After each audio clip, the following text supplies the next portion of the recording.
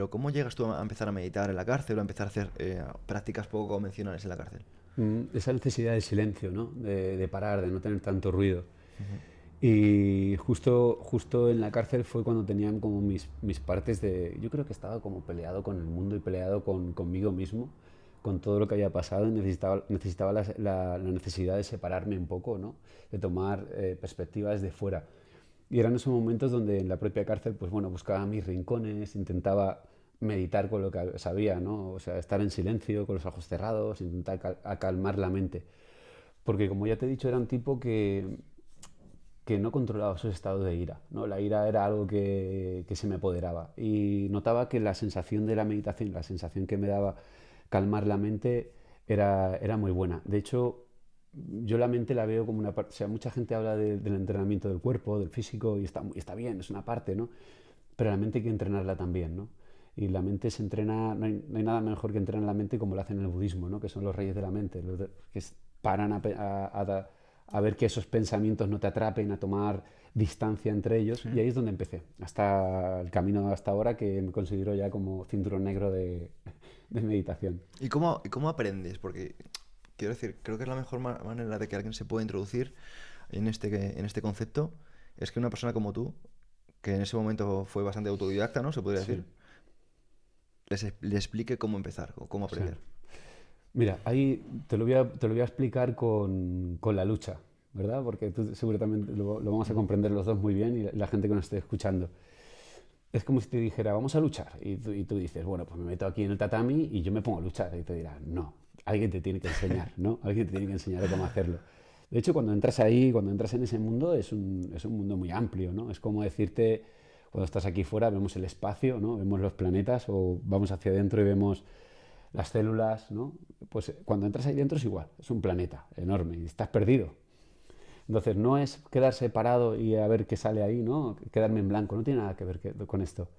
Entonces, si tú, lo primero que les diría sería que aprendieran a las personas, diría, aprender una técnica, ¿no? Guiaros una técnica. Yo en mi caso me he anclado del budismo, no de la religión budista, sino Ujú, de la rama del budismo del Buda que te enseña la meditación. ujú. Cualquier persona que esté realizando la meditación que hago yo tipo Zen, la puede utilizar un católico o cualquier otra persona, no tiene nada que Claro. ver.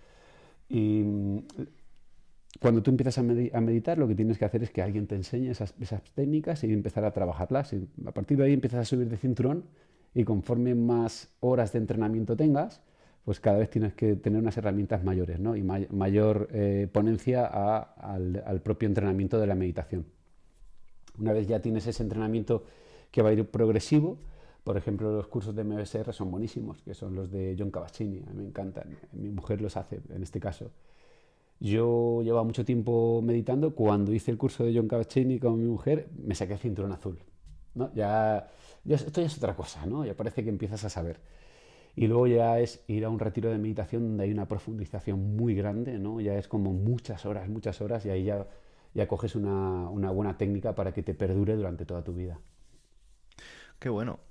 Y bueno, también quiero decir que seguiste profundizando en esto en la India. Sí. Estuviste aprendiendo y demás. ¿Podrías hablarnos un poquito de esa etapa? Sí, en la India, cuando fui a la India, fue un poco aquello que quieres buscar fuera lo que no tienes dentro, Ujú, ¿no? claro, Acaba de salir de la cárcel, me tiré un montón de tiempo con la pulsera puesta, ¿no? Enfadado con el mundo. claro. Y luego ya empecé a viajar por todo el mundo, India, Filipinas y tal, buscando un poco rituales chamánicos, un poco la espiritualidad desde el desconocimiento, o sea, ¿no? Desde el desconocimiento total. Y en la India aprendí diferentes cosas que luego las fui llevando a cabo, pero nada muy profundo, todo muy superficial, era como que iba divagando, ¿no? Cuando empecé a meditar o considerarme un meditador, ya de decir, oye, estoy meditando, fue cuando ya tomé la firme determinación de sentarme media hora al día todos los días, y con la práctica de ello es cuando ya profundicé más. Ese dirías que fue el mayor impacto, ¿verdad? Sencillamente la práctica tuya contigo mismo. Sí, es como aditana, ¿no? En el mundo de la meditación se llama aditana, que es como firme determinación. La firme determinación de que me voy a sentar y no me voy a mover. Y entonces empiezas a pelearte.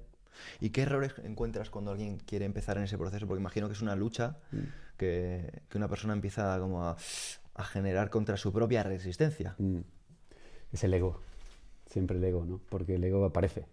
Tú cuando te sientas, te lo pondría como tú te sientas y es como si te metieras en el tatami y te enfrentaras con un Pedro que está enfrente que se va a pelear contigo, te está dando de hostias. Entonces, cuando tú más, o sea, lo que tienes dentro sale. Entonces, el Pedro que tienes dentro es el que sale a pelearte, a pegarte. Te quieres mover, no estoy, ¿por qué estoy aquí? Esto no tiene sentido. Estás peleándote con Pedro. Entonces, cuando empiezas a calmar, a calmar, a calmar y con una serie de técnicas, lo primero que tienes que hacer es atención a la respiración, luego atención al cuerpo, ¿no? El cuerpo es el que nos avisa de todo. Y luego ya una profundización de ver los pensamientos. El mayor error que veo a la gente es el ego, el querer sentarme en posición birmana, porque lo hacen los yogis y me voy a quedar ahí y voy a ser guay.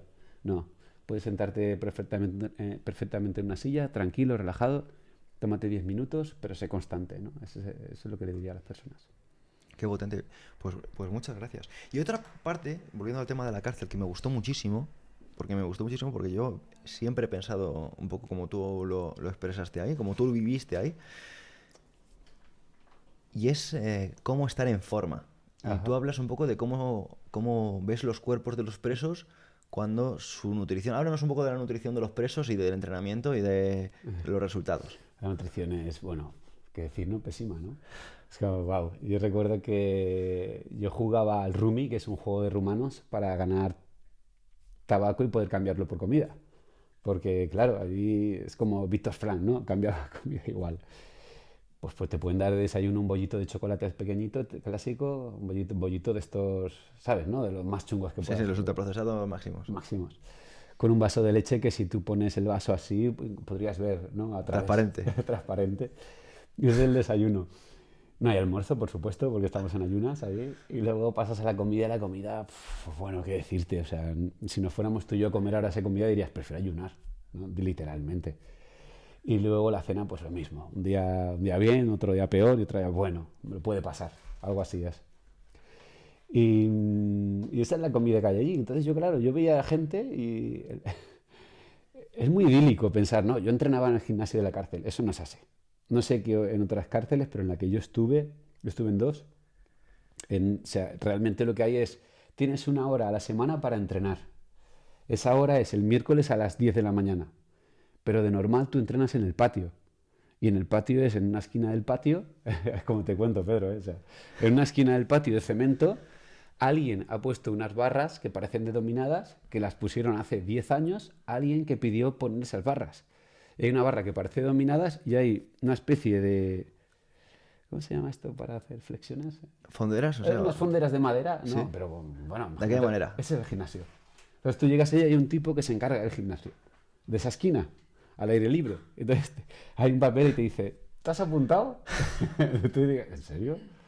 ¿Pero que hay una tiza aquí que marque esto? Sí, me he apuntado, apúntate. Entonces él se encarga de darte los manuales estos. Y luego también recuerdo de campeonato. Una cuerdecita, ¿no? En un hierro, imagínate un hierro. Entonces le pone una cuerdecita que es el cordón de zapatos y un cubo que hay cemento. Y con eso, con una barrita pequeñita, de madera, que es la pata de una silla o algo de eso, haces como tríceps, ¿no? Dices, ¿en serio? Pero aún así la gente, varios estaban muy, muy fuertes. Y yo decía, ¿pero cómo puede ser? Y recuerdo a Paco, por ejemplo, que el Paco era de raza gitana, un tío maravilloso que llevaba 20 años preso, se había recorrido todas las cárceles.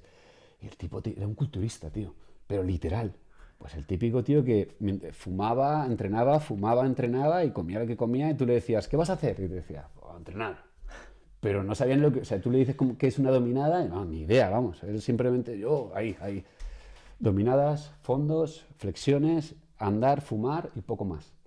Pero alucinante los cuerpos. Y decía, pero no lo entiendo, tío, ¿cómo puede ser? Entonces pensaba que fuera habían entrenado, se habían ciclado algo, pero no, se lleva toda la vida ahí preso.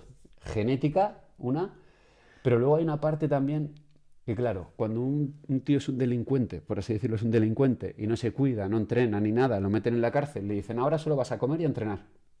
Su cuerpo cambia. Entonces la gente normalmente que está en la cárcel se pone fuerte y cuando sale se pone débil, porque siguen delinquiendo, ¿entiendes?